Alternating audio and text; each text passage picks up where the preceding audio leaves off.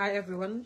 Good evening, guys. Na ngeen def naka seen guddi mboolem foole mun di nekka ma wax leen ne welcome back to Aji's Corner. Tonight tey ñu am Ibrahima Sy ñëpp xamee ko Big Sy ak Pa Jawara dañoo am tey a conversation regarding best of the best bi. We are literally having a review comme ni ngeen ko xamee rek comme su dara xewee tamit dañ dee mun a ñëw waxtaanee ko ndeysaan tey bés ni ki tey normally man ma singaate ak Big Sy ñoo ko dee def ñu invite a guest but singaate dafa xara jàppa so dafa mën a nekk ne tey man maa Big Sy rek ay am pour def di show tonight show bi tey dina am solo torop Big Sy mun naa dugga si Pa Jawara dugga si ñu waxtaanee best of the best bi best of the best bi dañ bugg a team bi ñu ñëw ñu wax ñun best of the best bi ñoom naka lañ ko gisee ak ñi nga xam ne tey ñun seetaan nañ si a bit man mënumaa wax ba tey ne seetaan naa yëpp because it was a long night for me having to have also my artist performing that night. The focus was just, to be honest, I'm not gonna lie, the focus was on him on that night. And later on, I'm gonna set a few cut videos in your post Facebook and you nekk di post YouTube. And I'm still struggling to go through all of it with other things that I am doing in my private life. I bet ne maybe Ibrahima Sy mom seetaan na ko all night. And I bet ne Pa Jawara mi nga xam ne mu ngi fa woon si best of the best bi o members yi nga xam ne ñu ngi fa o yéen mi nga xam ne yéen a ko seetaan all night nga xam ne yéen a fa woon I bet ne xëj na di ngeen am question tamit pour Pa live bi nag du war a mun a nekk loo xam ne dafa yaaga trop because Pa mu ngi am meetings yoo xam ne mu ngi war a dem si meetings yooyu noonu si guddi bii nii tey moom non ko tey moom nañ pare kaada Aïssa yaa maare yak noise 5 minutes ak léegi léegi taxale bi sorry guys ma isi Pa Jawara see boys send another request please I'm not seeing you guys baala leen ma ne gars yi ngi send request pour nga indi leen mënuma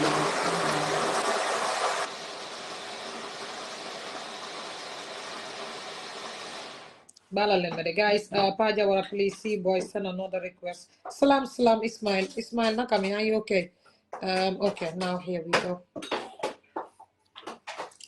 manako salam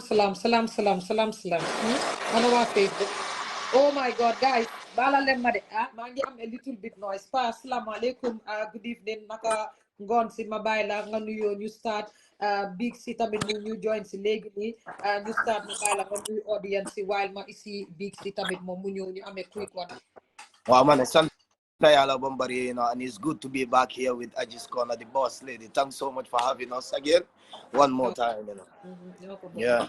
Welcome.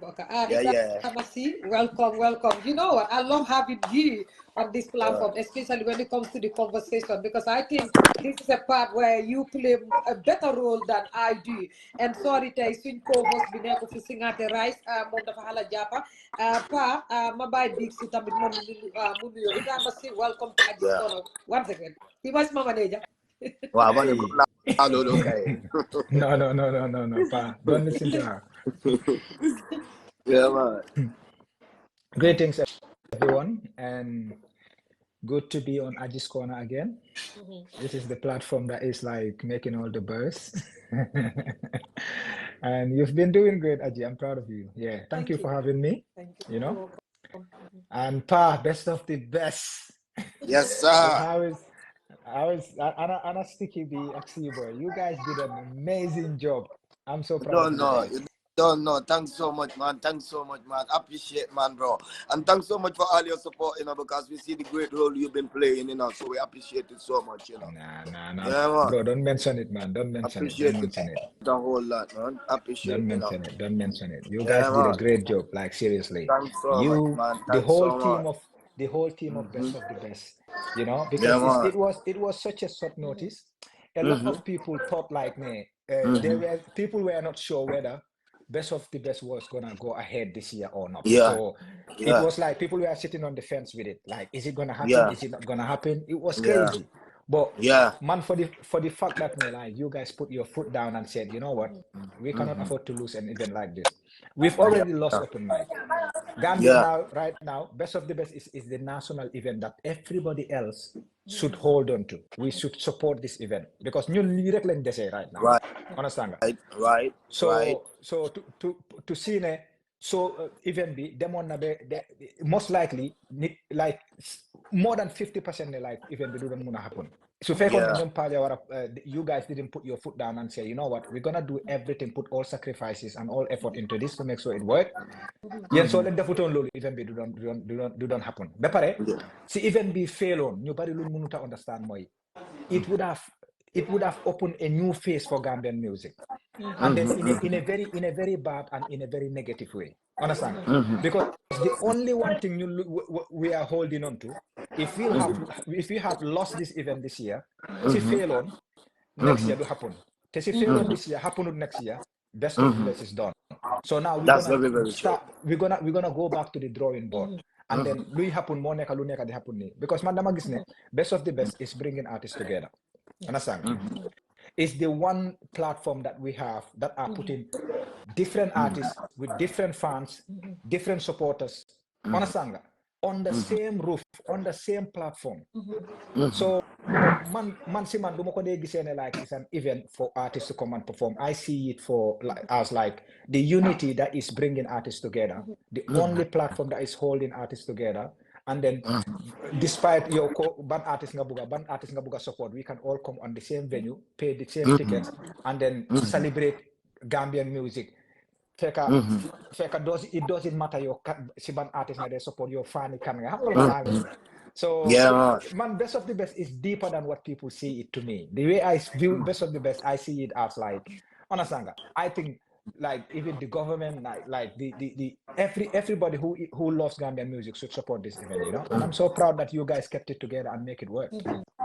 Yeah, man, we give thanks, you know. Yeah, man. We give thanks, you know. So baran nga take ma through of sa expectation of event bi ak yow mi nga xamne yaangi won ci event bi no gisee event bi ak lan ndaka nga foog ne some success came through this year. Our success, you know, came through this year, you know, through the entertainment ambience, you know. This was the most important thing, you know, to all of us, you know. Because last year, last year, swing downfall, but you know, simply organizing stage wise and stuff like that. Artists were not coming on stage, you know, like the way we wanted, you know. But this time around, I can say 99% we got that all correct. And the most important thing about it is like, the fans, all the feedback we've been getting from these beautiful fans out there is about positivity 100, you know. The money was good, the money was not that much important to we that much this year. To regulate so be back to the way it used to be. The money consume aim and ambition, you know, this year. And you understand? And we thank God that, you know, we get that exactly, you know, fans. The most important thing are the fans, your Hamlet and your buys and everything. Sacrifice but Duga Q City. We all know how crazy it is, you know, to come to Q City. Waranyibi, you know, sometimes it's crazy. So you sacrifice all of that to come, for them to come there and go home with smiles on their faces. That just does it for us, man. 100, you know. Yeah. BC, maybe you've got a question for Pa, and then we can go ahead. So Pa, regarding, I want to start with security. How did you guys manage to handle the security? Because ñun ñëpp xam nañ Q City how crazy it is. Pour nga manage Q City, make sure because man dégguma ben casualties, dégguma ben issues, dégguma kenn mu ne kii gaañ nañ ko, kii nangu nañ lii yam, kii def nañ ko lii. Te Q City even du fa dee happen aji te doo dee dégga crime yaba yoo xam ne nii understand nga. But how did you guys manage to take security so serious and make sure nothing crazy happen on these events, on this year's best of the best? So man lola like that. That was part of our agenda, you know. Security, that's what makes so security more jagar so more yahaso. Once your securities are not set properly, then your event don't have any chance of going further. Because Nick Urenio says so, if they are not secured, you know, proper, you know, if they come one time, next time they will not come, you know. We hired, you know, 175 men, 2 different types of security group, like in the 2. We bring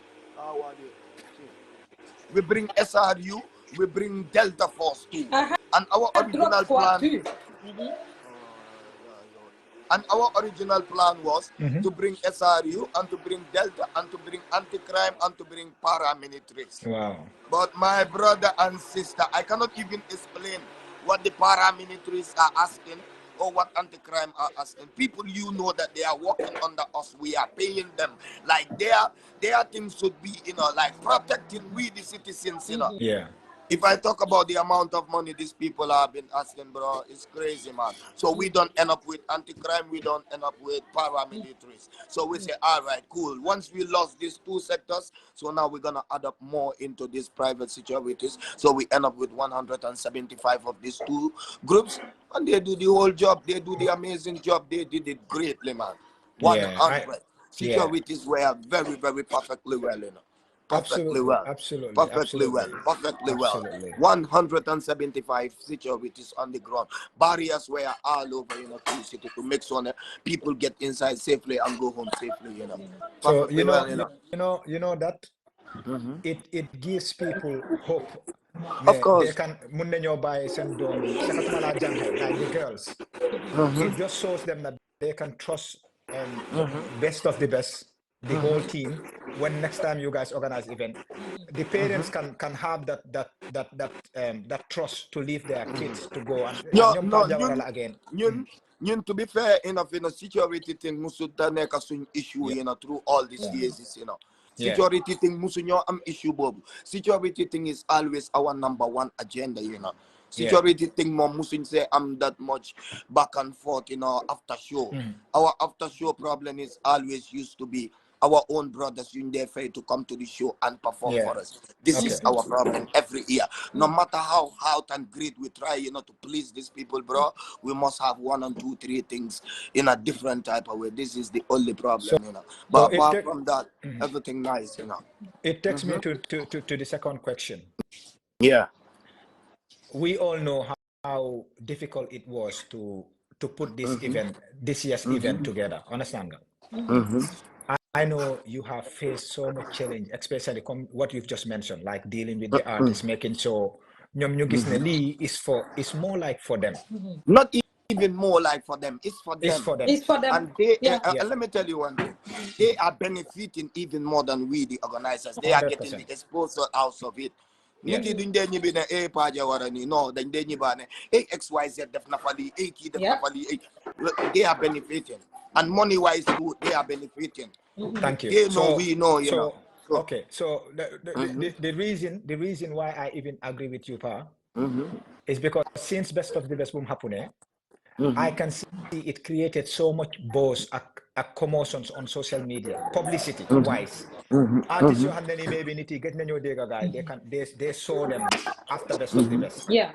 Like artists you have they have been working so hard, but niti never this same effort but after Best of the Best, they have used that platform to kind of express themselves and then expose, catapult themselves out there for people to start saying, you know what, I was art from this guy. This guy is so talented, and this just reminds me how talented this artist is. Understand? So artists here, I want them to see the benefit of the Best of the Best as this way as well. Like for example, Ghana and they organize some festival. Portugal and they organize their stuff. Understand that? Afrobeat Fest is happening everywhere. I understand. So what do we have as Gambia, especially in Gambia? Like I was saying earlier, Best of the Best is what we have. As an artist, as a promoter, as a presenter, I think we should all try and support this platform and make sure we push it to the max, because of it employs the youth. It takes them from the street and then give them opportunity to kind of work on an event and then get paid. Understand? Legally. Understand? Legally. You're not doing anything illegal. You're just engaging into whether you're promoting, whether you're pushing, whether you're getting ticket, whether you're a presenter or working with an artist. These people can use this platform and get paid legally. Understand? It gets them stuff to do. It takes them off the street and distracts them from hunger. Stuff you guys did. So, you mentioned about paramilitary, drug squad at the paramilitary. Understand? Not drug squads, anti-crime. Anti-crime. Okay. Yeah, anti-crime. Okay. Man, drug squad, sorry. Yeah, anti-crimes and these people work under the government. Understand? So events like this la government bi war a nekk di invest ñoom seen boppam mënoon nañoo jël the responsibility ñu ne best of the best yéen youths ngeen you kind of organizing this to try and put the youths together, organize musical event la ba pare all these artists are trying to earn through it, yeah. This type of platform foofu la government bi war a sacrifice xoolal ñoom seen boppa ñu fay paramilitary ak anti-crime ne leen ne listen, go and make sure this event has gone through successfully and peacefully moromba ñu fay la ñu invest money onto those them to make sure ñoom ñu ñëw ñu secure loolu noonu. So if you are doing stuff like this for the youth, you are giving it back to the community, yeah. I'm not trying to be a politician or anything, but how can the youth not support a government who will be so supportive in such type of events? Lo xam ne mu ngi benefit youth si boy. I just don't understand it. Gambia, there are so many ways and so many reasons to support events like this, but we don't have it. We don't have it. We are busy supporting lo xam ne is so unnecessary. And then back to the artist today. Lola bi datay. Yeah, I wrote this today. Okay. Back to the artist.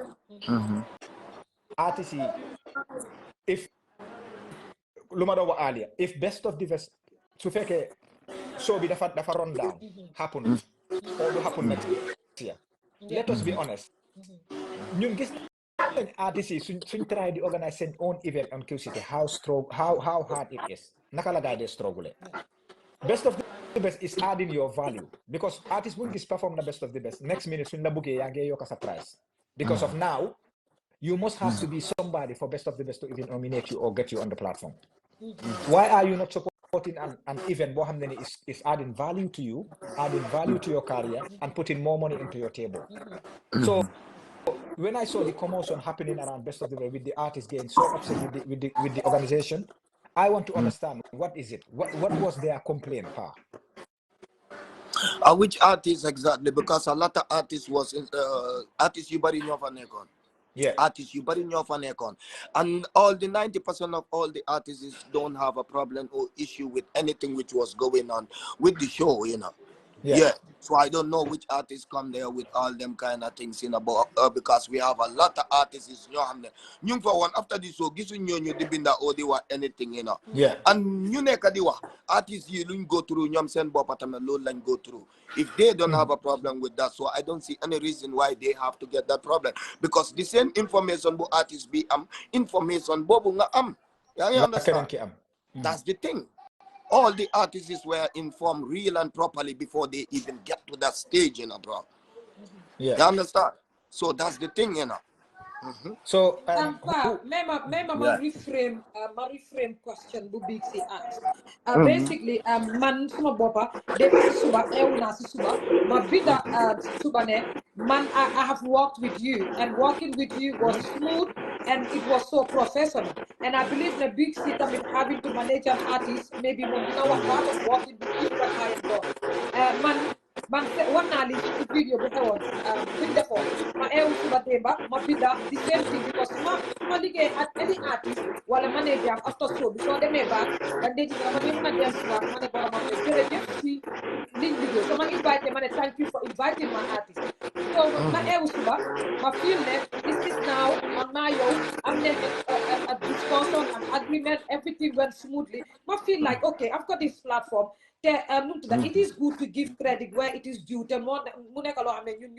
are not fond of doing that, like telling people thank you. But feed nga products and them online, got your review. So exactly, Big C knows that. This is not a common thing in the Gambia. Big C, you told me that it is hard for Gambians to come out and say thank you to people that supported them. More than your Yasa artists, you have to go to different venues. So people been there, Lolu, need your been comment section.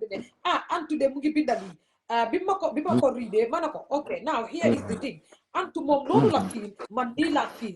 So man do ma disregard no and to feel, and to tami munta disregard no ma feel, because that is how I dealt with you. How my yo sika, how my yo dara. So bima deme ma click on Antu, because nekuma diko follow in any platform. Ma just man suma post bi mon jeke, man jeka binda before Antu binda. And then someone came to say, oh, danga meanfully binda linga binda. I'm like seriously. So I'm having to go back to Big C's question. dañ bugg a xam yow ban jàmpu ak sa team bi ngeen am ba nga xam ne tey industrie bi yëpp benn antu mu war a génn ba fil ne ok ñii def nañ ma dara loo xam ne mais bi ndax yéen waxtaan ngeen ko ndax yéen am ngeen si notice na leen ndax waxtaan ngeen moom because wax nga ne da ngeen dee apologize ak artiste yi suñu amee leen naxari ndax xam nga li nekk di xew ndax danga foog ne dafa war a tëb rek dem si studio mu dis leen oh it could have been dealt better and what happened? What happened was something which, me, myself, if you ask me, I will tell you that is the biggest surprise ever, Because me, myself, I don't even expect that coming from Anto. Because Anto personally is like a brother to me. You understand what I say?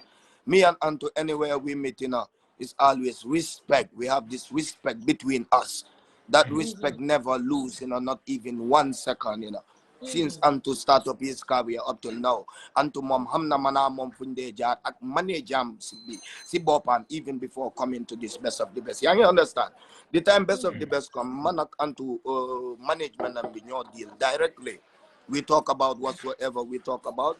We have a mutual agreement we're supposed to have. New job calling Kawarajo as his advance. You understand? After the show, I'm not ludesly gonna link Kawarajo. Telulu tame def nanko already. You understand? And to the last 3 days before the show, I'm not kasi team ambi. Melo call nama to ask all the information which was needed, for their preparation for the show. Bala momung makosa time bu feka na man call na and to I already give him some of the informations we got to do with the show. But yes, still boy and be called ma 2 days before the event, which was very beautiful and very professional. Mo call to tell me how prepared they are and how they are coming to the show. Yange dega. Munemane, they are prepared, they are coming with their securities and they are coming with their whole entourage. And you understand? Munemane, they are coming with 20 people at this show. 20. Maneko no. Maneko 20 dapapari. Maneko 20 is too much. 20 is too much. You also were in your 20 Benin artists were in your Lulu. Lulu is gonna kill us at the end of the day, sister. The glue that. So 20 people, manako Lulu dolen muna you are 20 people.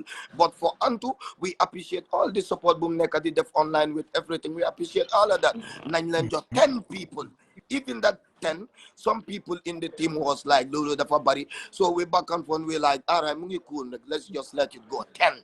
Can you understand? So we tell them 10 people, you can come with 10 people and you're gonna have 15 minutes of a performance of time. Can you understand? 15 minutes of a time. These people come to the show, they did not even end up with 10, they come with 20 people. 20, and I already even have this agreement with 1 minute, 1 second.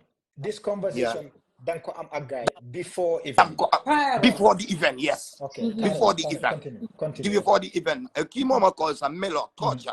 Mom, Melo Torture. I will even go through the name because mom, man, I'm not into anything like this. I just have to hit you are straight, like the way it is. Can you understand? Melo mama call on Torture. So we talk about it. I tell him 10 people nyan muna nyawa.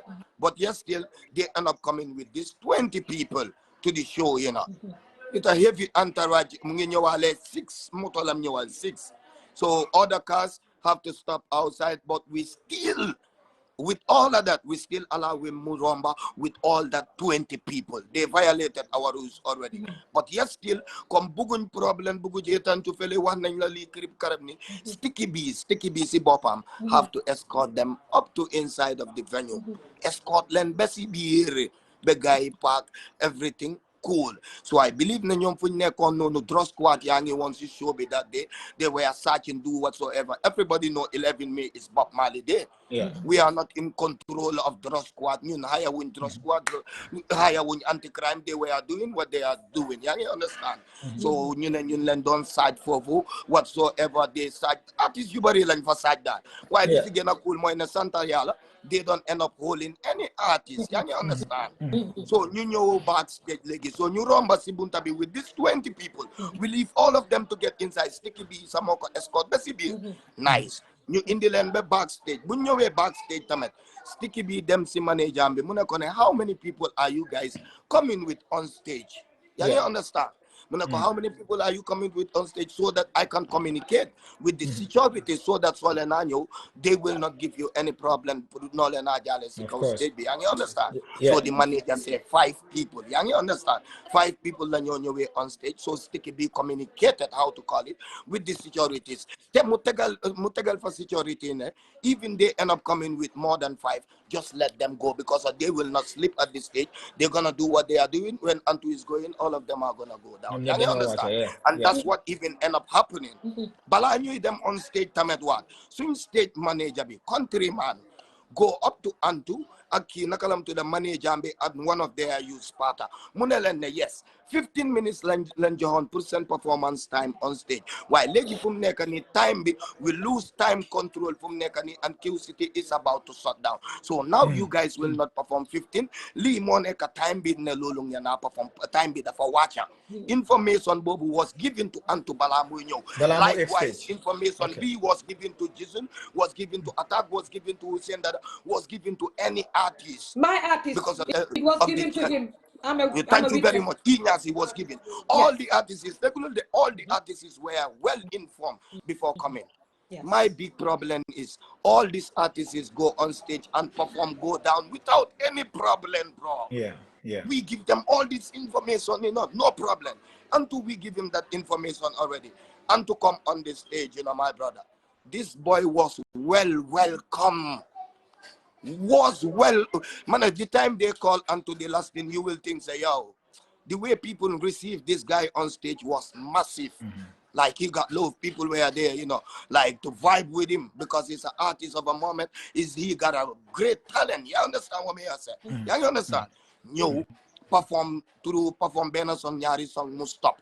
Start addressing draw squad and the Aglele. You address draw squad 1. Fancy everybody carry on with you. Very beautiful, very nice. Carry on and continue your work, my brother. But time bo wara perform key dafa use time bo bu yep di wax lu ñun lolu nekkun suñ problème de mun na wax su bëggee wax lolu mo nekk stage time am la lu fa bëgga mu use ko waaye time buñ la jox time boobu su jotee tamit you have to come down pour keneen tamit mun a dem because of QCP was on us, they want to off the system. So and buñ nekk noonu time be run out now already. You understand? Time bobu buñ la jox bobu lañ joxoon all the artists, they all done amazing job. Mom Antu si bopam sa did a great job with all that time ak waxam bobu yep. He did a great amazing performance. Me, I love his performance at the time, but after all, the time be and now you have to go down because the time is up. So fuck na ne mom fofu lam stress ene muna dañ ko disrespect time be ni time be nele, and you got all this information before you even come on stage. He got all the information which was needed, all the information.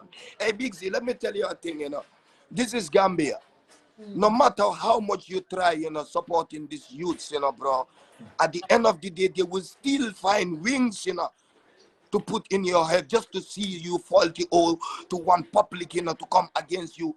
Bro, until the last thing was that person, I don't expect such from, No. I don't, because of watch it in the unto the last thing. Could you believe Uche even performed before unto the last thing? Unto the last thing, Munyo Demba. Uche performed before even unto the last thing. We took this boy to last 5 artists to perform or 4 last artists to perform. Nothing because of he is one of that new future in the business called raise Bobby high. So we want to put him on a level we can motivate him more, bro. More than you Indian do be last 5 artists to go. But with all that, they still don't see that appreciation. They still can't come and say thank you or whatsoever. But now they still have the energy to go against us with no reason, no reason at all. No reason at all, nothing, no reason. This is exactly what happened. And even his own people, one of his youth called me yesterday, about the time. He said even the time they were telling Antone, time be the change lila mune mom sa mung fatawahal keep boy am na nyore job is under his, even the boy attests to it na yes, they tell him that na time be change na lila legi. Why should they have a problem with it? All artists get a limited time, you get 10. Why you complaining? Other artists don't complain. Why you put it in your head like a problem? And you get all these informations. Yo, yang violation rules and regulations from the get-go of the interview. We leave everything go. Because we don't want any issue or whatsoever with anybody. We let go everything go. While Luneka dafa amtamet from the you know, lu operate turu. No matter, you can come with a track and this us, man. I don't have a problem with artists, Jagger's song or whatsoever talking about me. Lolu is not gonna stick on me. It's worse, bro. I don't have a problem with it, but I have a problem with artists putting my image on your flyer, call it on this song like a setup. I have a problem with that. You cannot take my image and put it on a flyer. There can be the rules and regulations, protocols are here, bro. There is ways to all of this thing. His costume damages which he don't even know. Man, I'm not gonna attack on social media or comments. Man, do my no, bro. Man, nekumasi I that high. Man, nekumasi yo big C. Man, I'm a youth. I'm hustling like the way Antu is hustling. Swinko yokalu dinko yahal. Te yokal bobo lañ ko nekk di defal ki amut even boom am Gambia fi man buma ko support. I mean 0.0 free. I have hey seen bro, it, free of charge. I'm not yene nag yene yu rene kasi suuf sa loo xam ne sa jarul sa may toog fii sa di wax yooyu waaye moom xam na manager bi xam na manaa ñoom fuñ dee jaar you know. Bro ñi seen soo yi man dama jóg promote ko free with my own expensive my own credit 0.0 dollars not even paying ñoom seen amee show ñun suñ leen soxle we have to pay them to come and play. So when they come to our platform they have to respect us, you know, bro. They still violate our rules, but we still walk with it because we don't want any issue, you know. It's not because of we are weak. Hey, man, kuma ham na ne man weak, you know. Man, I'm crazy as those people are crazy, bro. Why I'm not yene you know hamne dukore jar, bro. Yene ni dukore jar. It's not mature, you know, bro. You have to put levels to certain things, you know. And to the lesson is an artist. Si moment boom neka ni deka bi yep ñu call you who is doing good, bro. Focus on your career. Bro, make millions, bro. Bro, do the right works, you know, bro. But no, these people want to be dictators or whatsoever. Oh, I don't understand how these people want to operate. No, Pa. I just don't understand. Pa, hanga the issue is here. Man dogomalade, you know. Sorry. But let me tell you something. I want artists to start studying the circle of the Gambian music, the life in the Gambia. Boy, young few benawa. It doesn't matter how big you are or how big you think you can be.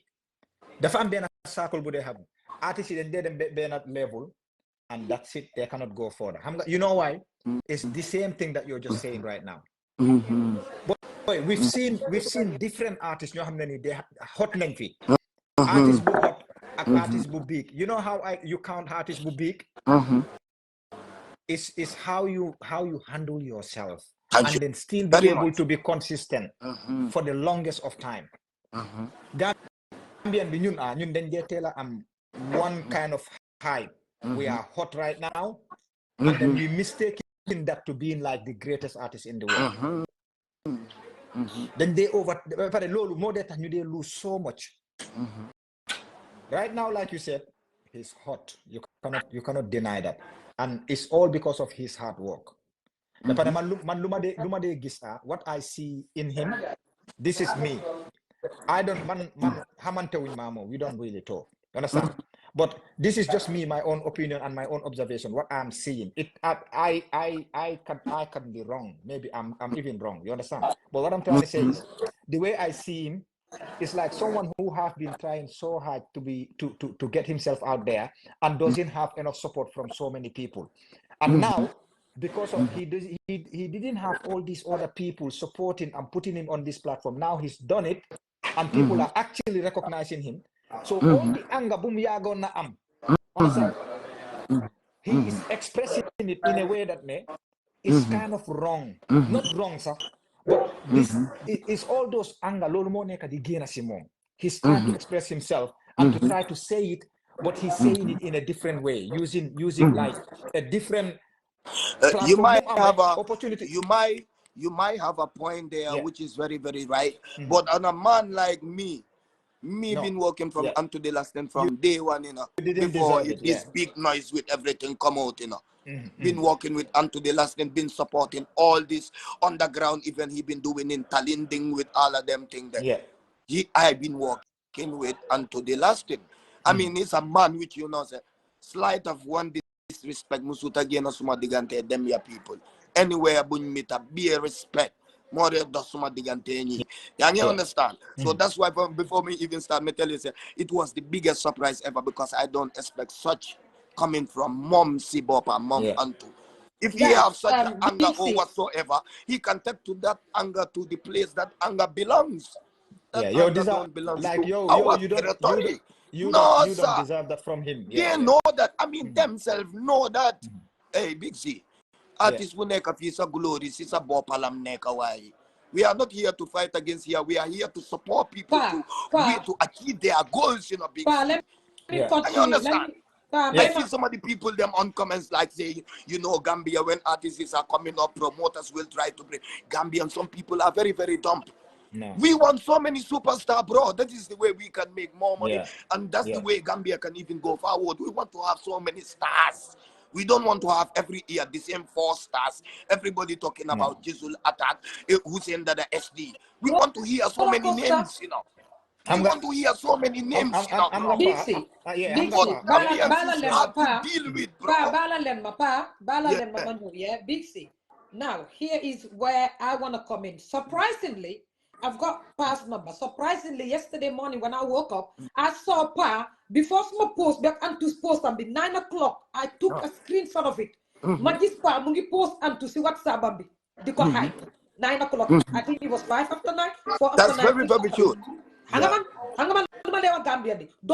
Because you know what? I come and rub it on your faces to tell you what to do. Now here we go, Pa. Man, you slapped me on the face. Because I'm sitting here, I'm like, wow. So you let one artist to come with 20 people and then you negotiated to 10. As a manager, I'm sitting here, I'm like, blind me. And Pa, let me tell you, another manager, Big C, tell me you don't feel like that. Let's call it spade a spade. Big C, I saw your face reaction. You were like, bloody hell, did that? Like, and then another manager would listen to this and say, so my artist was treated like what? And another, like, this is where we will have more money than what the industry, and that's the Big C for having to bring. No. I will come into that too because every artist we have a dialogue with you before you come. Okay. Like how many people is coming with mom numbers you make one. Yes. All right, cool. He came with one. With that. Yes. Wow. Yes. I'm not dialogue am te like tenako tamen la yangi ñu wasa DJ nda DJ so you fa nek sa ñola back mu ne ma DJ la mo ñewal so later on before the show mu end up ma call mu ne ma no do end up ñew ak DJ because of dafa tukki so he's gonna end up coming alone, you understand? Yes. And pursuing DJ be back which was fine, cool. So every artist or your manager, we communicate with them and know exactly how they are coming in before even that time come. You understand? Bro, this time around we were multi-talented on the stage, super focused, you know, to make sure that nothing goes wrong with these artists, you know. That's why we let a lot of things go because of Bugun, Ben, Puss and Pull with any artists. But Gambia. Come legi lima wax mo nek we having to sit here. Big C degalo, Kenen degalo, bene artist degalo, producer degako, DJ degako, and you sitting here and said to yourself, oh, so I had opportunities or the opportunity to go with 10, 20. It's I'm telling you, like, it's a disappointment bo hamne. To be honest, I think if that's what you did, and because trying to sit here and say it in public, that was too much. I'm not gonna lie to you, because 20 was a big figure. 10 was a big figure. At the end of the day, tell me, how do you feel? You went through all that sacrifice. Frame problem from all of that effort. Something must spike. Thank you very much. Yeah. Okay. This is how Gambia. Aji, man understand na fu pa neka di. You know, if you are in his shoes at that time, you will have to negotiate these things, not because of the weak, like he said. He's not weak. It's not that. No. But when you have a prior conversation before the event, sometimes you tend to accommodate certain conditions because of aji artist la comme Jizzle mu ngi fa ST mu ngi fa yeneen artistes yi ñu ngi fa. I'm not doing this for all the artists. So sometimes you see like I'm just gonna compromise this one artist because he's the only one who have this issue. Understand that? That is not you being weak. Yeah. It's you being accommodating, and also you learn from it for the next event. Man, come lupa wax lek la. The disappointment is Pa has been working with Antu before the best of the best and way before more blow. Understand? I feel like now maybe Antusa is not personally against Pa. I don't think he is personally have anything against Pa. I don't think maybe Sugaya Wahereka, all these things will be resolved. Because legally, like I said, Antu could have been upset from a long time ago how the music industry is going. Because Lego Antu Momkena. I'm not being a circle behind me. If you are not in it, you feel left out in the music industry. And you take it out on everybody. And sometimes Lola they feel more they come across.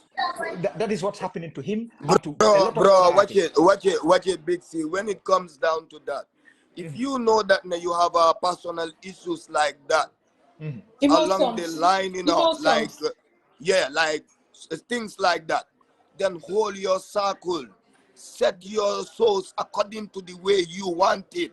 Deal with promoters you feel like they've been there for you from day one. Deal with people which you feel like say, they are the right people to eat from you. Work with those people. Focus on your career. Bro, no disrespect. Anto the Lastin is one of the biggest names right now in Gambia. But guess what? Anto the Lastin, when it comes to music wise. He should focus more, more in the future. Nakalay deme Q City Festival ko, nakalay deme Stadium Festival ko, nakalay tabahalay sumabopa taxi music business be. Nakalay traveling. Bro, these are the type of things to think about, because mungsi momentum right now. Utilize these moments, in your own interest. But if you want to utilize this interest into anger issues, bro, it's gonna lead you to a direction which you don't even wanna see yourself into. This is advice I'm giving him as a brother. You understand? Because for me personally, Mandama Santayala, I have good people behind me. I got a beautiful family around me, which no matter how crazy I am, there's certain things I'm not gonna reach to that level because they have my back in a certain things. You understand? Man, munna again all type of music against me. I don't have a problem with. You can any artist na antulanda kenen. You can say whatsoever you wanna say in your music. Man, I don't have a problem with that. You will never see me come at the internet, come for you, or even to see you on the crib carab. No. But one thing I'm not gonna take from any artist, I will never ever take this from any artist. You put my face on your image flyer trying to demote my character out there. No, that one can't go for free. You can't let them think they go for free. If he thinks he can do those type of things and get away, he must be joking, No, you can sing any type of songs you want to sing. I don't.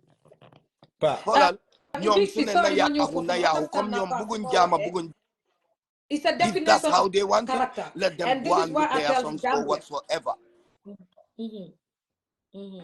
That's the thing. Pa network am nge chang fofu big C comme pa lim do wax nonu having to take somebody's image and post it on something lo xamne they don't give you their permission. This is why I said in the Gambia what is not even okay is okay, because society normalized those things you xamne they can be a crime because it's a definition of character. Again pa I have to ask you this. At this point of the best of the best, because this was not your expectation, especially from an artist that is Antu. The lolu tax na ngeen wàññi woon artist yi from 18 to 13. Is this something that loo xam ne yéen team bi regret ngeen to have him on anyways? You mean come again? Mane this was something loo xam ne yéen a ko doon avoid pour am ko si any artist dafa tax ba ngeen wàññi 18 artistes last year to 13 this year ndax am ngeen benn réccu regret ne indi ngeen Antu to this platform this year? No, we don't have any regret, because in all ways, we wanted to bring all these 13 people. So anything we have from there, we accept it in good faith. But we don't have any regret there, because at the end of the day, Kontanal now fans some you for your winner. A lot of his fans go home, happily. talking about him, you know. You have certain people which, you know, they were not happy with XYZ. So that's Gambia in general. But for we are not regretting of bringing any artist. Kufanyorek, Hamanda, we have the intention and the well heart for you to come and perform and do whatsoever you do.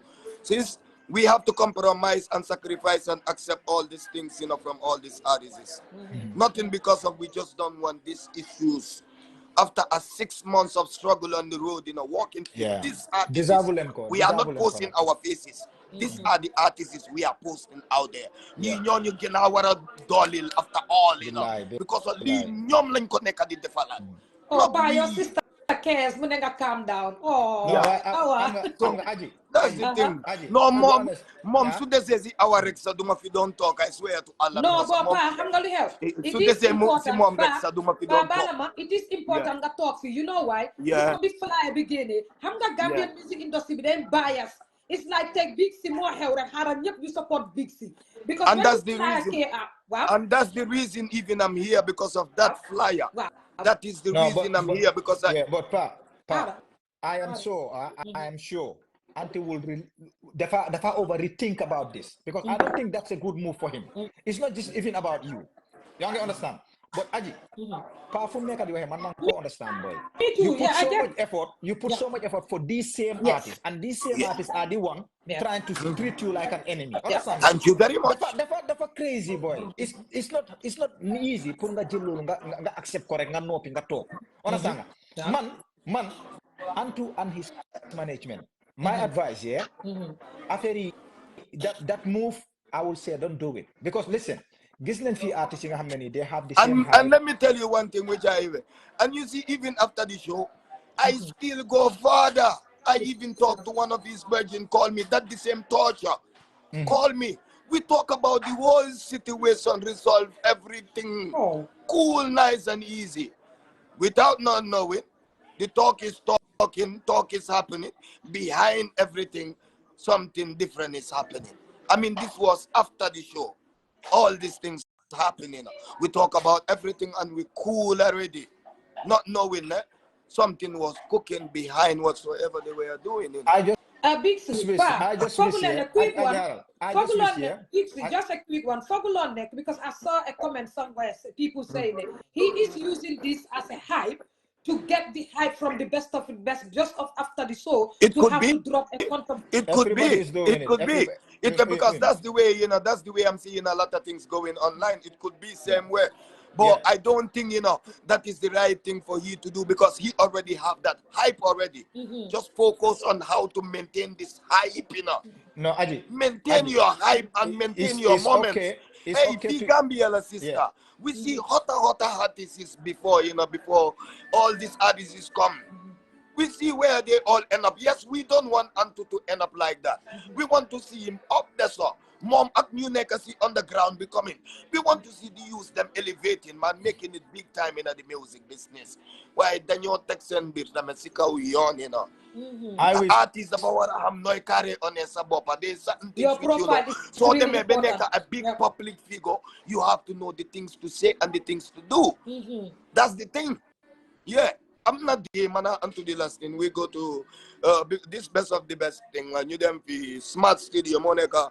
When they living here, Nakalam to the swing photos at sea.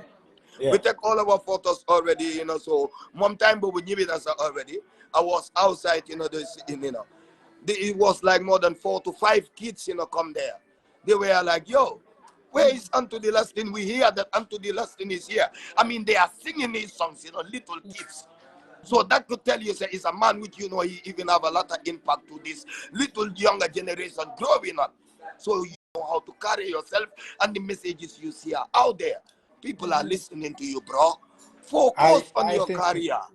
Focus. I think he should focus. Find a way. Nobody is fighting against you. To my understanding, it's like they are fighting their own glory. That is because he don't have any reason to come against us, bro. We did not do nothing. Even we did something, we still apologize. They still break our rules, want everything. We still let go everything because of Walan Bugutina. He don't have any reason to come against us with a soundtrack or whatsoever. No reason at all. No reason. No reason, you know.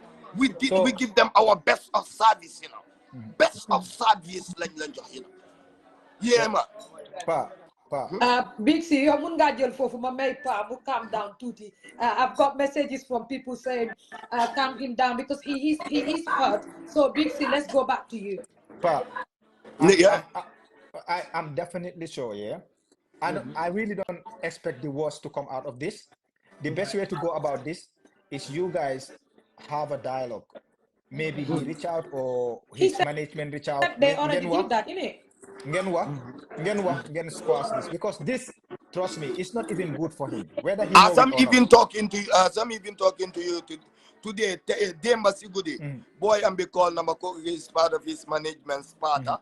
Taisi Bopa, manager, and be called number that the same Kalma or Key Nakalam to that the same Mela who called me 3 days before the show, called me even today, trying for we to gang up, like to have a meeting, you know. To have a meeting, you know, and sit, you know, and talk about the whole situation, you know.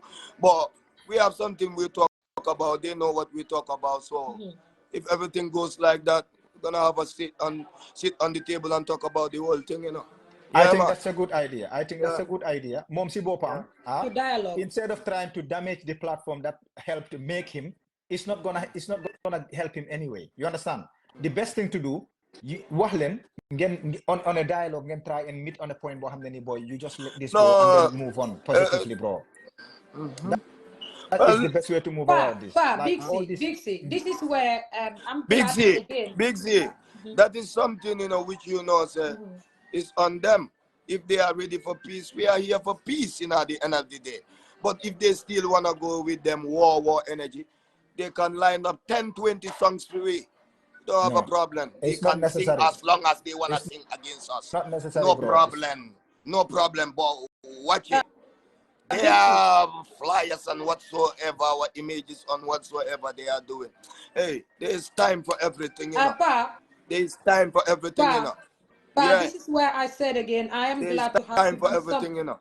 I am glad to be someone ko xamne liggéey na yow suma artist liggéey na yow Big C artist am liggéey na yow Big C if you go dama leen bëgg a wax example, if you go back to the best nga seetaan the whole video da nga gis ne Fula Gangster moo njëkk a perform kii ama naka du Fula Malls moo njëkk a perform te was supposed to be on the opening act.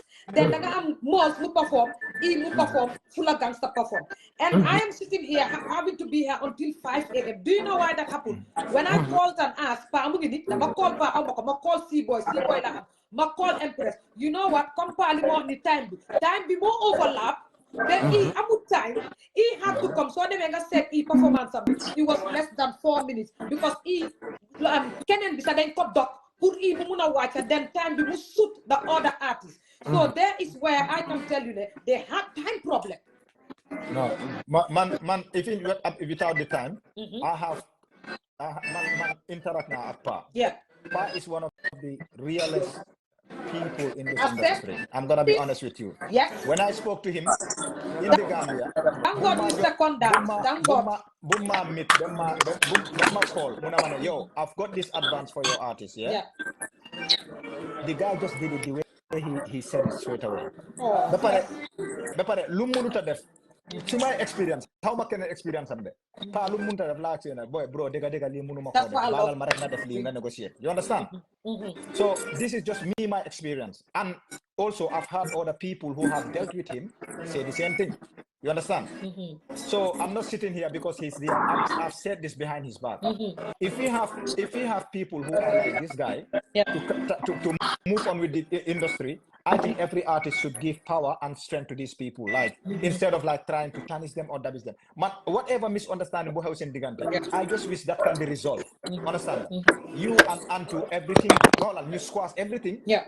Like just talk on a dialogue form, maturely, and put that aside. Because of Lolo, do benefit Antu, do benefit best of the best, do benefit nobody. You guys having a fight or class, it's not necessary. You understand? Let his management try and find a way to I can correct there. He's not having fight with us.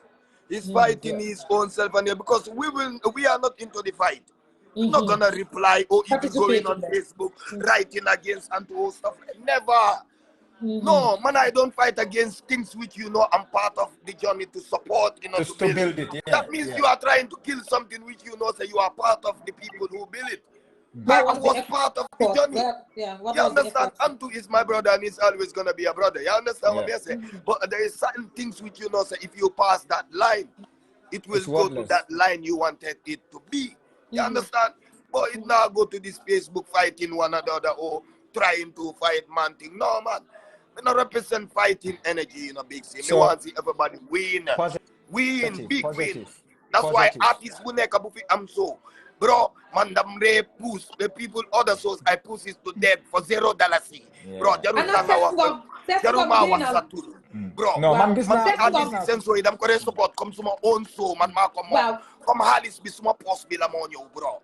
Come you mafia, otherwise they are paying $0. I just do it for the love. I just want to see brothers win, father.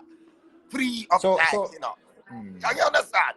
But people in Gambia, like, you don't even understand, man. So, don't understand. Leonard, certain things go on, you will be like, even, is this happening in a real life? You even have to sit and ask yourself, is this real? Is this happening?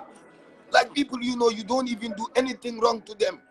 Even mem sune concert, diga, man dama offend and to diga dam ko offend, bro. And this is my brother, he's a brother. We can call and sit and talk about it in a very nice full way, bro. If the intention bumako amal sune ko intention bobula amalon, the conduct madon all. We sit and dialogue and talk about everything and we move on. But why would you be in a haste to put me on public? You want to record a song and put my bad side in the front, to put me on public, on a side which you even know I don't even belong to.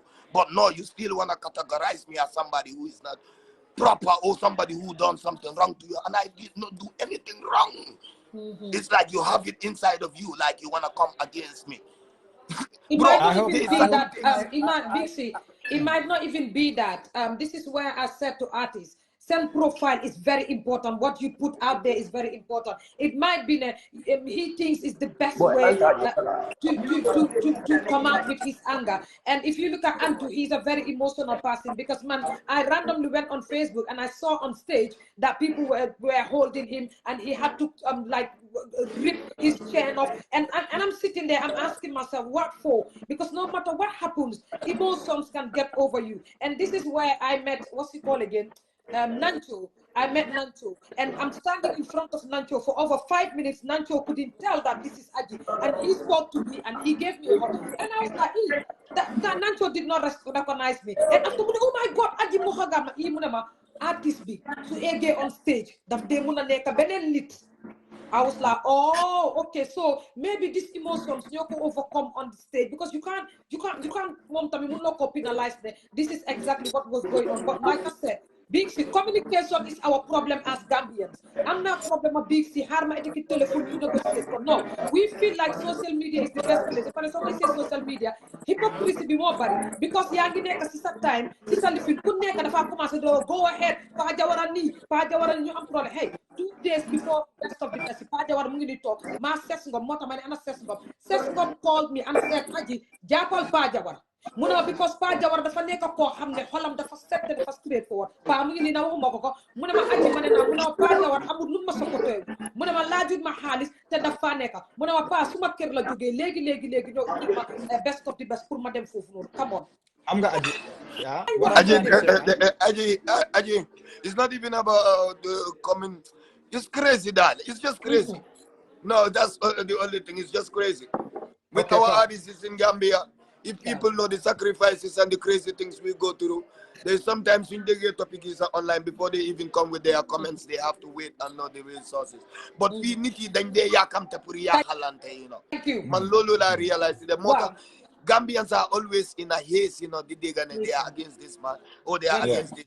Gambians, this is like our biggest problem. They are always in a haze for This is the biggest problem. Like even your own brothers. Because sometimes some situation have to happen, somebody pay. Because if you go to even that man page, I see some of my real good people, people who present themselves as my good people. I see their comments Nancho out said there. this. I'm Nancho, like, yo, they are like, them I'm use fake crazy. profile. I have to come My back to my husband. WhatsApp. I have to come back to my WhatsApp. Go, Mandu Maria Yagan.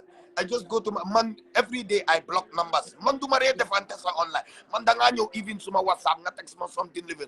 Block na. Buguma de Fante yo sa. Lo hamne sa daba create another. Lo hamne mungi nyo te hamna ne li. Them kanam nekova. I cut it. That is me, you know. I don't entertain such, you know, bro. Once you come in with your energy, with you know, I know that this cannot go well in my direction. I just block and delete. I'm done.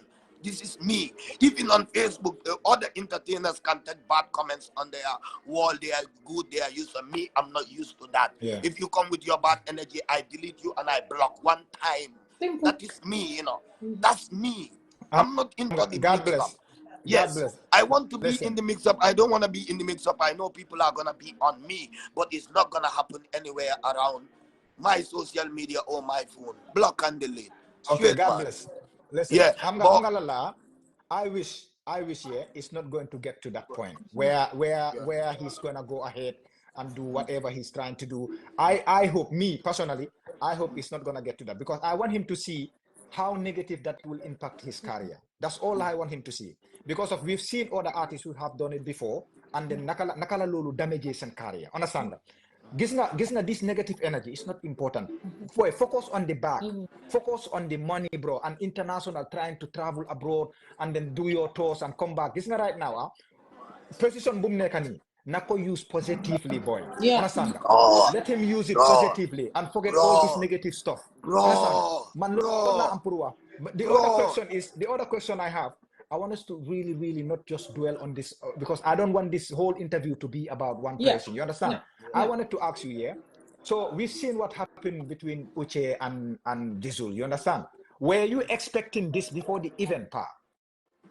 Well, I was not expecting it, you know, before the event anyway, but that's how they decide to do whatsoever they are doing, because to me I feel like they feel like the best is coming next, and it's more like a people trying to compare this artist and this artist, and so they just came up with whatsoever going with them. But to me, if you ask me, I would tell you, sir, it's not a bad idea. It's a nice thing for the music. Yeah.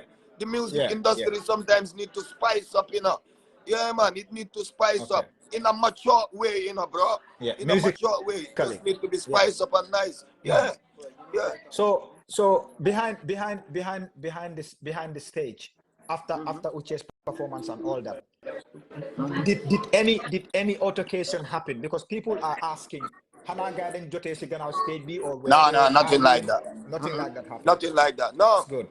no, That's good. securities were all over with the artists. No Gambian artists backstage or whatsoever. Kuneka the Freneka a tight corner, did it whatsoever they are doing. Yeah, there is nothing Well, like that. I'm going to clarify something and then I'll ask a question. Did you say necessary bir wabine drug squad new for one? Why? Because of Bob Marley Dela, yen invite to let drug squad there.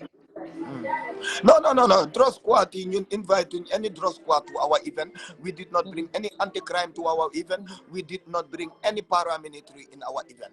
Our plan was to bring paramilitaries and anti-crime, but we did not end up having an agreement with them. Drug squad were outside of the event doing whatsoever they are doing there. Yeah. okay. This is what happened. Yeah, because Yeah. again, because comme nu ma la ko waxee rek pour seedeel la loolu pour nit ñi xam pour mu clair, because wax nga ko waaye xam nga wax baa ngi gaaw, because again it might be a problem boo xam ne and to face he gets upset. No, But again, like you said, Lolu sa nekkul ne moom kenn mu ko face, but a lot of them face it out there. A lot of artists face that. But comme nu ma ko waxee santa yàlla bu bari ne, they don't end up with any artist. They just cite anyone. You just get inside and do what they are doing. Yeah, drug squad, we don't have any power against them, yeah, people. Just Okay, to clarify. I have one question. So Yeah. we've seen that there were two female artists on the flyer. Can you tell us? Can you explain to us why did we only have two female artists on the flyer? Yeah, next year we're looking forward to have more female artists, you know, because this year those are the two ones, you know, we feel like, you know, they are doing great, you know. Yeah. And they are kind of fitting, you know, for the best of the best this year. So next year we're looking forward to bring more of them, you know. We are here for everybody, you know. Yeah, once you're doing great, we bring you over, man. Yeah. But I have another question. Just to say, because man, I'm now conversation with my artist, and he was like, oh, just to clarify, I was side because Drug Squad knew for one pool.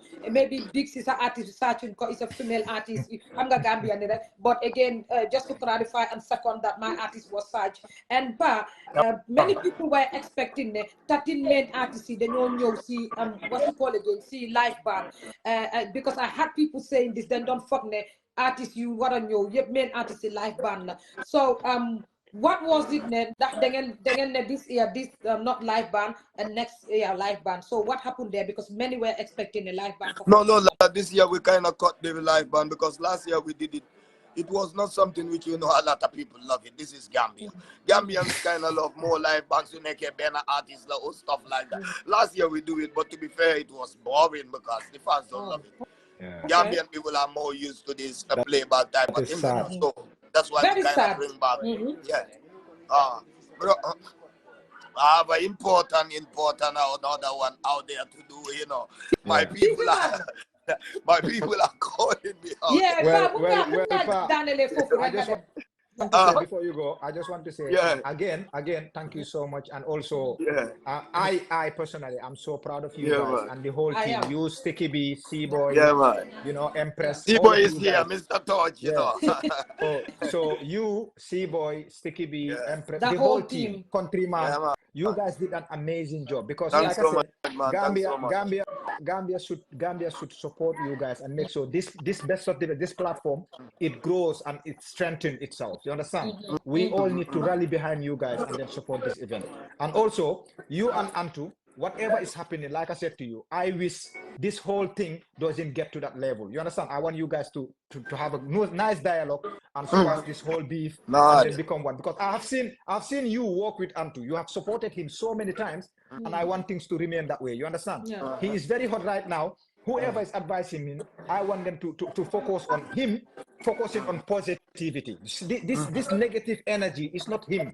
He always sing about positivity and trying to uplift the youth, uplift the Gambian population, and also talk about the how people are not supported, like the government have not been providing for the youth in the Gambia. So I want him. His message is that. So for him to come back and then contradict that by trying to fight or trying to create this whole thing, it's not gonna work. It's not him. All I want to say, that's not him. You understand? So you focus and then don't get distracted, bro. You're doing a great job. You and the whole team, And all right, then thanks so much, man. It's a pleasure. Before I last video, but I'm just repeating myself. I would say I am proud sister and a Gambian who sat here, who worked with you, and from the first day I met you, I spoke to you. I was with someone. I said this. I'm gonna say it with you again. Pa, you spoke to me, and I said that is a straightforward guy. And I said, this is a guy that I can work with. Trust me, man, like my big C, man, even before I worked with people, I called Ibrahim Massi and said this and that and that. Even before I worked with you, I called him and said, hey, this is what on the table, on the pipeline. He was like, I know, Pa, go ahead. Pa, again, thank you. Maybe you jump one to Akuyo, CBT, Nyola put way to be something else. Why, again, you knew good things about you. Nyenen didn't go disregard because, like you said, they want to hear only bad things about people. And hurt people hurt other people. I just want to say good luck to next best to best and all the best. And I look forward to having you here next time. When congratulations, bro. Congratulations. Congrats. Man, something, man. Appreciate it, man. Thanks so much. It's a pleasure always, walking and talking with you guys. Thanks so much, man. Blessings. Okay, have a good man. Okay, Big C. This is where I think we should talk a little bit about it. Best of the best, man. To be honest, I will say again and again and again and again. I am so proud. It came out to be something that is this. Like smooth. At the end of the day, this is coming out just yesterday. But again, Big C, this is how many this small post bitay see small wall be. I had to sit down and come to no ko waxe yow mi nek ci Gambian music industry bi ci bir lo gis lo xam man mi ci nek ci luma gis luma xam. We have to also know people outside don't know much and they haven't seen much and they don't know like let me not use the word about what is happening in that industry. So ñoom liggéey na rek ba pare Gambian Big C more one-sided. So génne ne Big C rek nga wax negative thing about Big C, everybody else wanna follow suit because that is how they picture you and that is how they want society to view you. And I think it is so unfair to other people who knew what I'm gonna mel noonu. Big C wax sa xalaat rey nañ ko. Naka lañ ko waxatee? What's the name of the other one? Bu ñoom open mic rey nañ ko. This is a big platform that Gambians have to go and showcase their talents. And this is where I tell you, Big C, the man they were over and over and over. Gambia, lu joke, lu ba, lo hammer fa dimbale nit rek, that ñom sen bop and ñoy sen own enemies, dañoo dem ñu damako bamje, ñu tok ñuy xaar wéyé yaakaar. Big C, let's call a spade a spade. Ñom ya Salinjay, they spend a lot of time in this industry. Artists bu fi nekk yépp ku nekk dina wax ne ya Salinjay have contributed in my career. But where is he today? Because damaneko, and that was the motive. Open mic be ñaata artist la fi showcase ñoo xam ne tey open mic bi moo leen def come on Big C, let's call a spade a spade. Big C, Gambian be more soxor, and this is where you promote clowns. It's your industry. Yeah, our industry, no, all of us. It is a male-dominated industry, so I'm giving it to the man here. Well, that's what needs to change. The fact that everybody sees the industry as a male-dominated industry. What am I like to part that question? We've seen 2 female artists on the whole event. Yeah. I think we should do more when it comes to supporting the female artists. Understand that? I genuinely believe that. So when Power was here, there's so many things I would wanted to say, but I know he's very kind of hurt by the actions and what he's seeing. You understand? Yeah, because he's disappointed. Like the thing is, I can see where he's coming from, because I've seen this guy, Madam call personally before the event. Nice. We talk, and he will tell me the stuff and the struggle that they were going through. Yeah. This guy has left everything that he was doing and put so much energy into this event to be successful. Just for more happen, right? Before even the success, just for more happen. Including to please everyone. Yeah. Legi, even Binyona, Yala defna mu happen. And then he invited all these artists, not for free. He paid them. Thank you, Awa. You understand? Yeah. He paid the artists as well. So not just the money that you have from the event. Maybe but that event is plus another event more perform you as an artist. It's plus another event that put you on a billboard. It's plus another event that put you on social media, and everybody else came to see you perform and expose your music, expose your talent. Leah, artists pay so much money to get those type of exposure. Another person organized this platform and put you on it to make sure you can showcase your talent. You cannot thank the person. If you cannot thank the person, sir, just leave it. Whatever issue they have, man hamnane pajawara likes active and be ken nekot fa xale. Antu is a grown up as well. There is a way to go about these issues. Dialogue. Rather than harama gina madam yaha aji or harama gina madam destroy ki or madam def ki no. Pa explain nothing. Mom, he's talking to the management, most of the guys on the team. These people should try and be this mediator, but in a very positive way. Understand? There is a way to go about it. Make sure feka lead to overlap will cause another problem. Understand? Because trust me, as an artist, it's not as bad. Niti ñu nekk di la accuse ne yo danga bon danga li danga lale. Understand? It's fine. But let them not see you as a person being that person. Fall for it. Artist Gambian, def de dem nga fogg ne ni understand mu daanu, and people don't understand why. Big C land. Understand? So it's more ma was the beginning bi. There's this circle bu de nekk di daw lool rek mo de dem round. Yeah. People will go up to this pinnacle and then they that's why the road today is a roller coaster ride. Nga drop do they so pass do they exceed do they progress do they dem fen then they dem nga ega certain level nga dem, and neti léegi da ngaa dégg artiste bi mu ne dañ ma job o kii moo ma def lii o kale moo ma fight boy kenn du dee fight artist yi Gambia. I'm telling you, they are the enemy of themselves. They are the enemy of their own progression. The reason lu tax ma wax la loolu boy fii whatever you grow loolu nga dee rip. Yow as an artist don't expect yow team boo dee liggéeyal. Number one ñooñu da nga gis artist koo xam ne you haven't done much, you haven't done anything. The people that support you to build you. Si artist bi commencé di am tuuti like mbaga rek lu mu dee njëkk a wax mooy da ngaa gis mu génnaangum social media mu brag ne like I did this I la dee wax me forget ne everything else people contribute everything else you've done other people supported you to get there. We are quick to forget aji Gambian bi dafa teel a fàtte so yow loolu you cannot say I'm gonna be that person and do this and then win. It doesn't work like that. You do these things, you let these people down, you drop that person, you throw that person under the post, or you upset that other person. All these people ñoo ko nekk di def loolu rek moo dee tax ba you will have the fruit. It won't manifest into anything. It won't work. Whatever you do comes back to you, Ajay. We need to start appreciating the people that we work with. I have seen Pa put so many other artists on platforms, supported them, do all these things for them. Pa wrong na la, nit la. Even be personal. Get my management to reach out to your management. Listen, as an artist, bu ma ñëwee sa event bi, I was not happy. Lii ak lii moo ma dal si event bi. Bu ma nekkee si biir event bi tam lii ak lii moo ma fa dal. There's a way to deal about it. Social media don't need to know. You understand? You speak to this person, the person listens. Moo xam ne yow lii daf ko naxari. Ngeen wax, ngeen squash doolu, nga move. Yow as an artist, so that negative, whatever is going on, people are not going to see it. Because negative attracts negative. Yeah. If people are seeing, hold an example, Malanyo Johnny.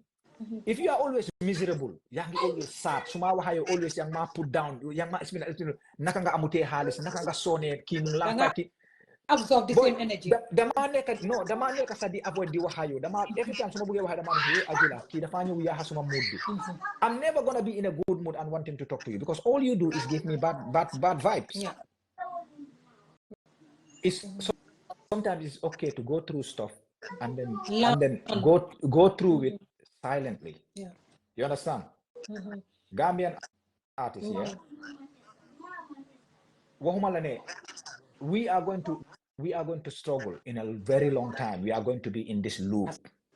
The reason why I'm saying that, yeah, there's too much ungratefulness going on in this industry. We don't appreciate it. We support the wrong people and give the wrong people the right platforms. Dixie, I just wrote this today. So when we stop being biased, that's when we're gonna start seeing the light at the end of the tunnel. Because in this dark tunnel, this is gonna keep going round and round in circle, and it's never gonna change, never ending. Understand? So, boy, Dougie, if you have anything to say, like, yeah, because you're a boy, you've been in the industry and you know so much more than I do. So yeah, Degal. One thing, Luma Ampulwa, moi. Like in this music scene, so a builder, you have to have your policies, you have to have your rules and regulations to go by it. Principles. Understand? Principles. Limits, yeah. Limits for accumulation. This is not try to satisfy everybody or try to live in. I'm gonna say this. I will say this. This is not artist, you know. You're trying to please us living like you know. Those same artists, you damage a low bill. It doesn't matter how many years it took. Same artist you go destroy. Trust me on that.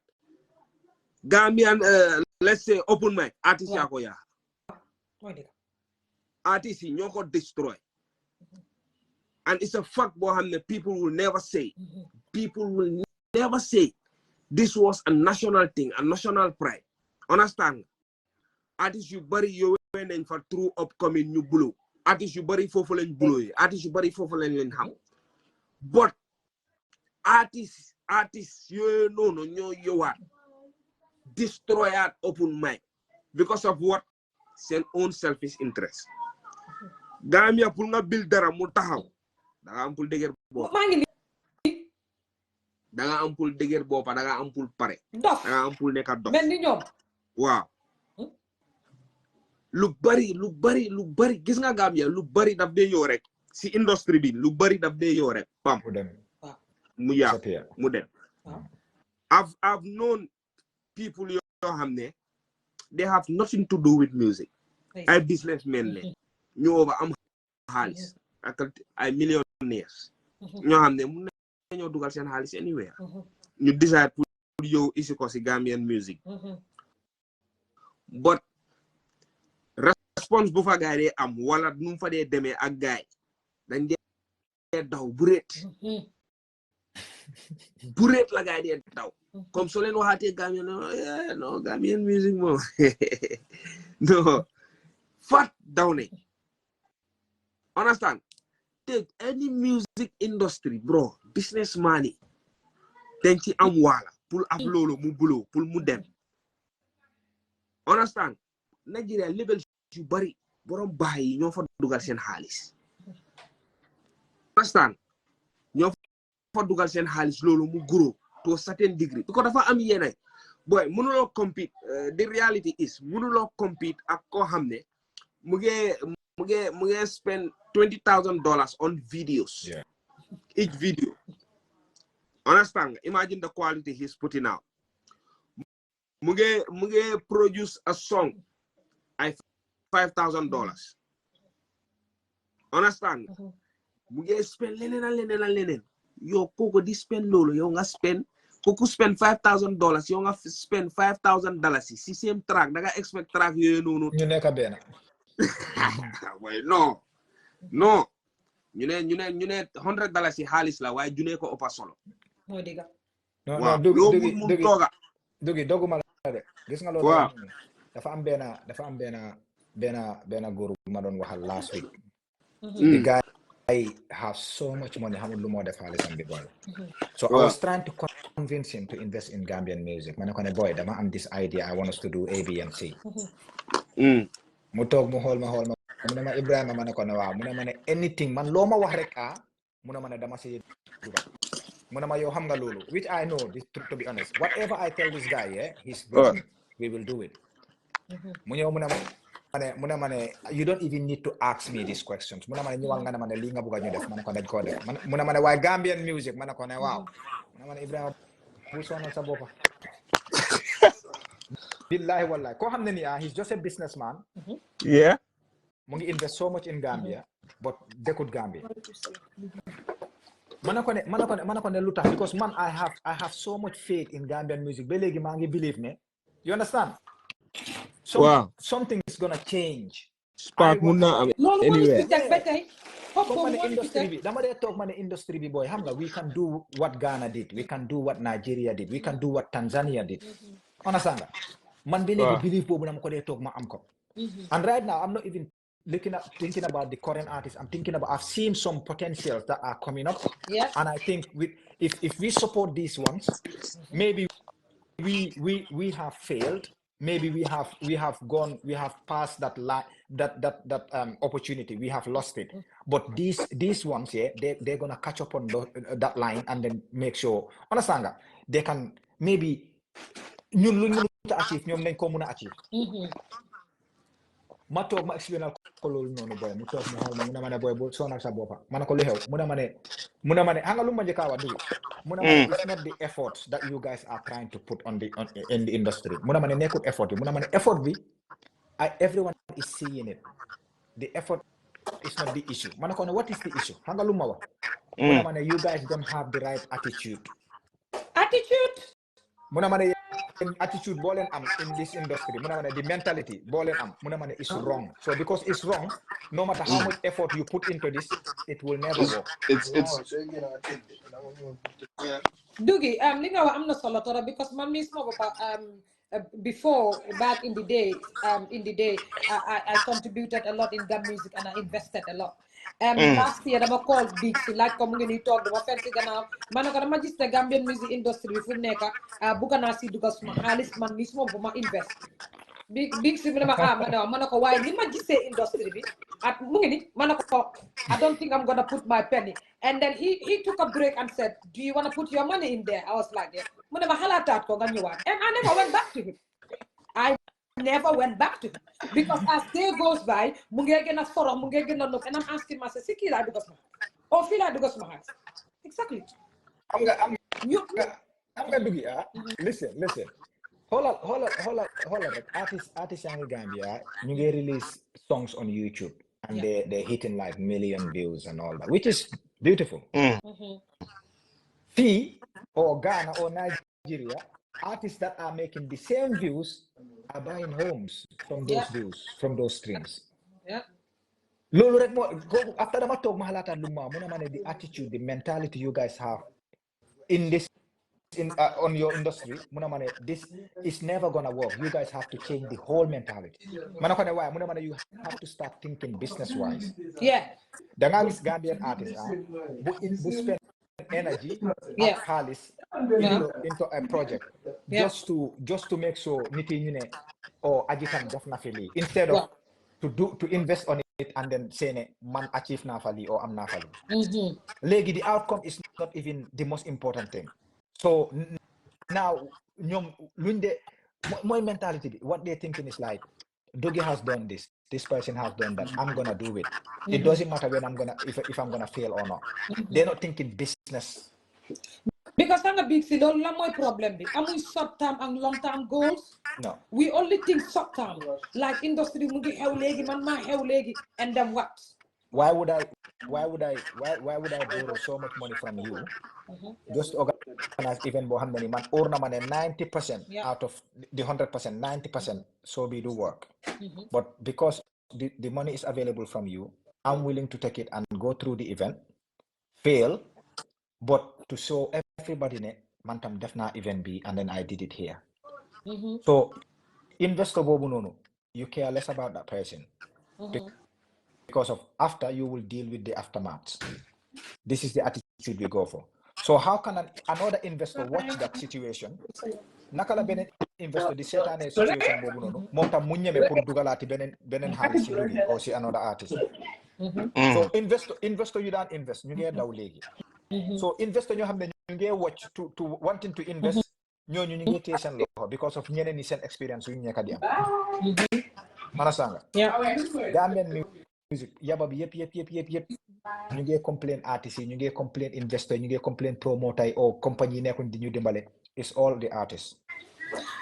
Big problem ñun as Gambians our attitude stinks. And this is where yena ngay fataluko góor boobu noonu ku day nekk di wër fan yi si maane boobu noonu si marketplace yi di clear road si. Gambians are so angry with this guy. And when I look at videos of him, I see us in him. Because it's the same attitude we get, and now it's on social media, we can't bear it. So when I look at the guy and I see money, the funny, no, this, the money, I'm thinking this is our attitude, isn't it? So this is a swing reflection, because bugun ko this na big thing, you just na pride and ego. If we don't let it down, you let it slide, you take it out of us. Lu body lenyo monkey. Tell you body lenyo. But big thing. I said this to Fula Gangster. We call names. I said this to Fula Gangster on his hot seat.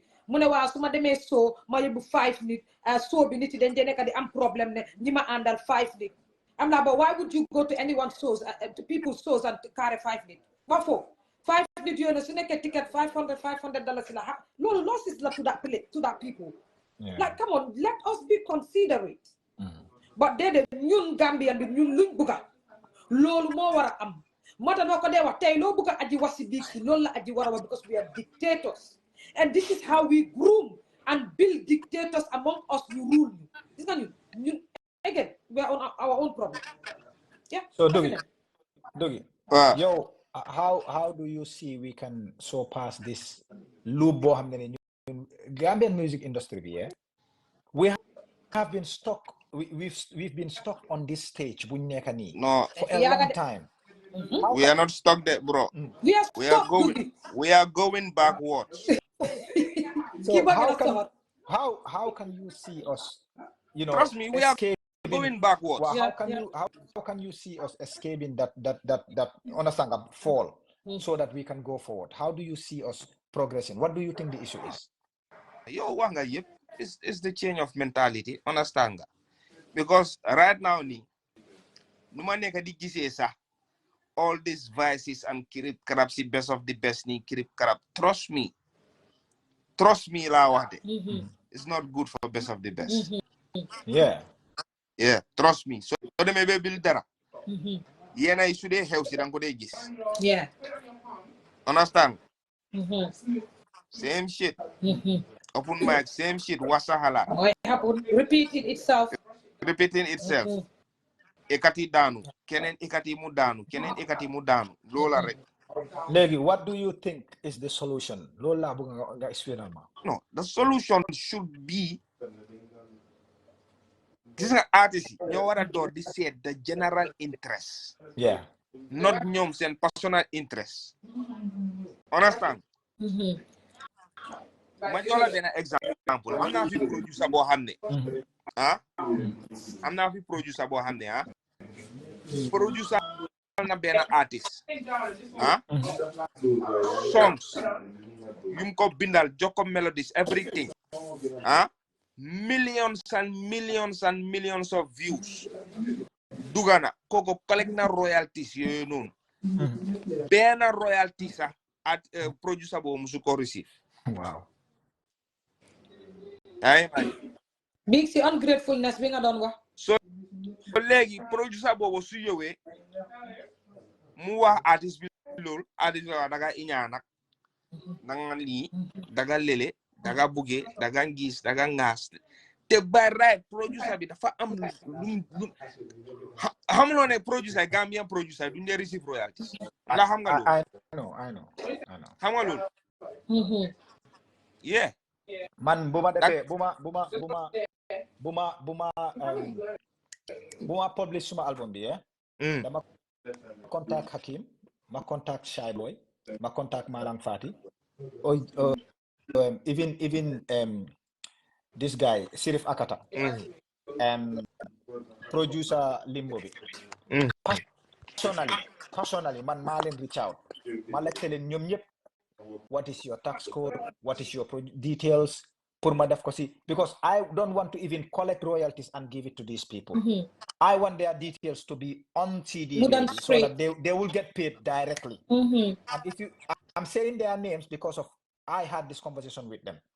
I don't need your penny, bro. Gis nga man one thing na la ko wax, gis nga halisi jambur, it doesn't worth it for me. Halis bi lum ndaw ak lum mak, bro, it's very important. Duma musa tase yo on the street ma sega o ma hole benen board. If I don't give you your money, dama len call ñom ñep ma wax len ko ma jël sen details yi.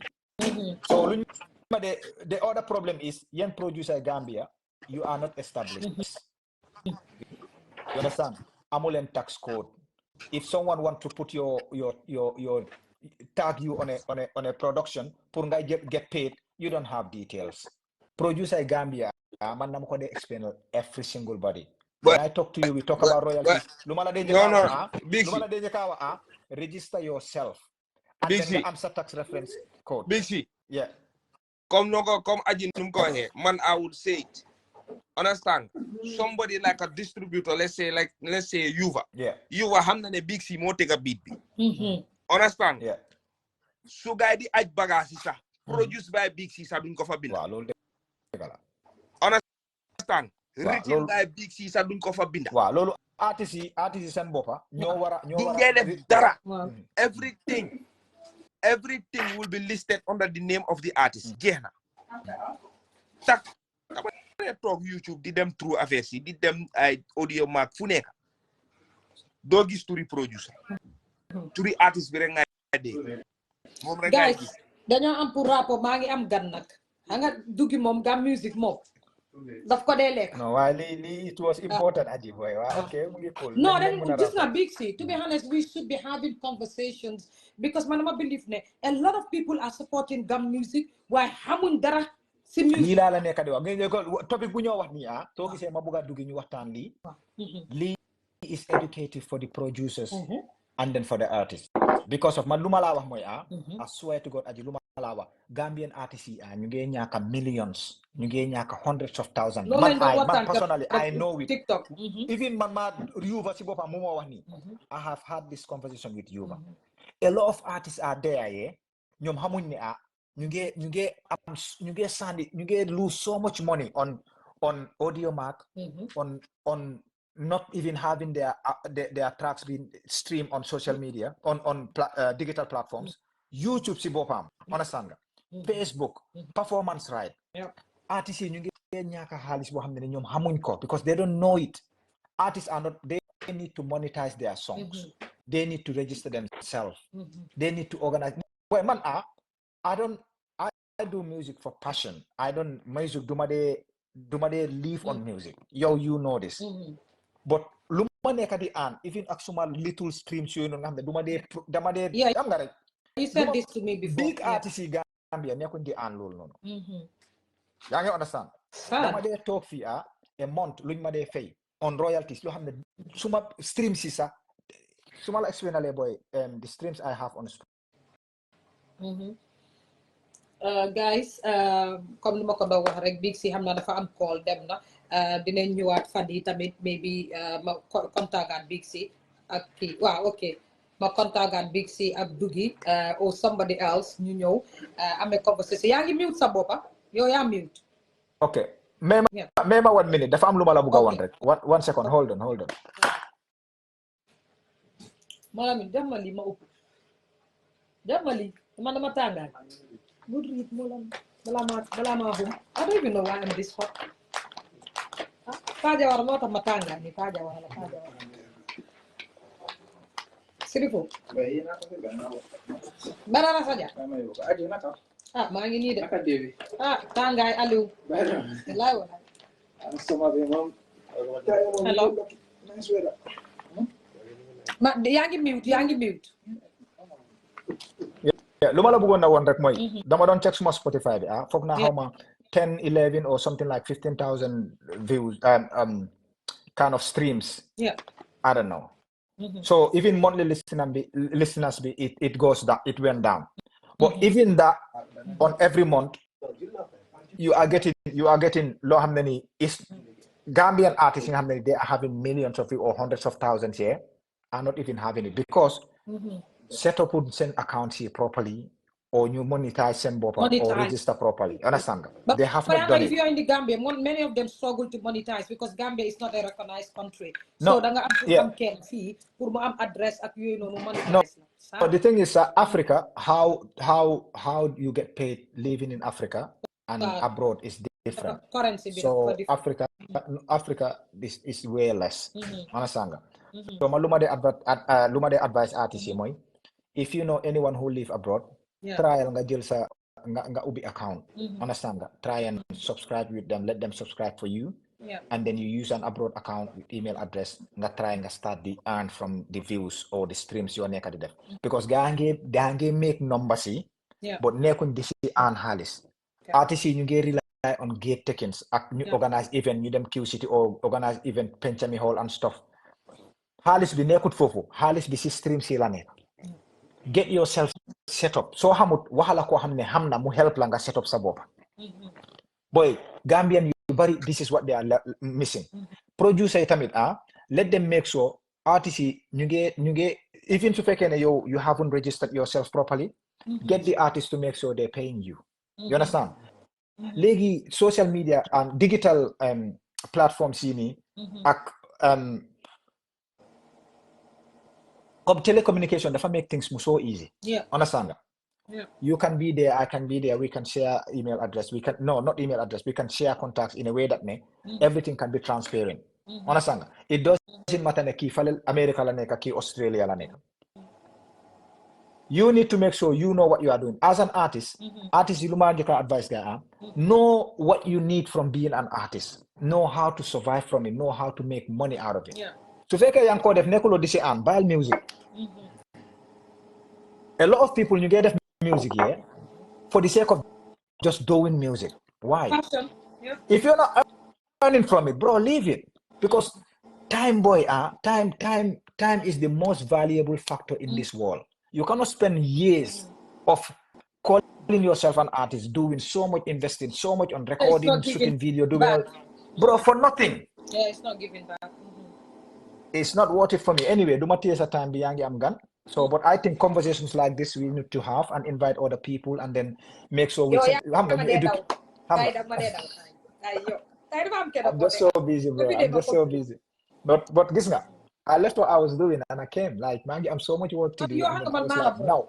Yo, you know la do I just kono yo yako parce que Bulma jase Bulma jase yo ya mo platform bi ni dañ wara haaj affaire ci dola way again big si ma wala thank you very much say mala oye lo tie di nga ñu fekk ci ma ci li nga xamne ya ma ci nekk di support ma wax jërëjëf ci ñi nga xamne ñoo nekk di seetaan ak ñi ñëw support later ma wax jërëjëf to Pa Jawara gis nañ ne Pa is hurt because of the disappointment and I hope like you said I hope everything is resolved and the communication comes in and to that I hope everything to get resolved I hope that the dialogue and everything turns out to be smooth and I wish them all the best and I wish everyone out there all the best ñoo xamne ñu ngi won ci show bi like I said and many people went there and ñoo amna ñu bari sax am nañ tay lu wara mëna wax but they said you know what let it slide and I think that tamit ñun ñëpp war nañoo mëna try to control our emotions and to say to look at the way forward ñu waxtaan su dara xewé nga call big si su ron ngeen waxtaan and Pa is not happy with the definition of character and like who knows you might think ne yaa ngee ñëw pour attaque kii wala yaa ngee ñëw pour defal ko this nga dem make a mistake of putting his picture on your flyer and he sues you for that so it's a situation boo xam ne dafa guy dafa critique you might think that you are at the right and then you do another simple mistake boo xam ne it might cost you a lot and you might not even know big si loola de wa Gambia lu okay sa is okay so no man I just wish it doesn't get to that point man buguma mu ega si point boo xam ne nii xam nga dafa cause all this xam nga and because he's saying his definition of character and he's not I just wish do ega foofu noonu you know I just want them to talk to communicate Antu and his management reach out to best of the best or best of the best reach out let them find a common ground boo xam ne dañoo mën a waxtaan ñu resolve this because trust me this is not gonna benefit best of the best. It's not gonna benefit Antu. This negativity Antu doesn't need it right now. Momunge sings so much positive stuff to the youths.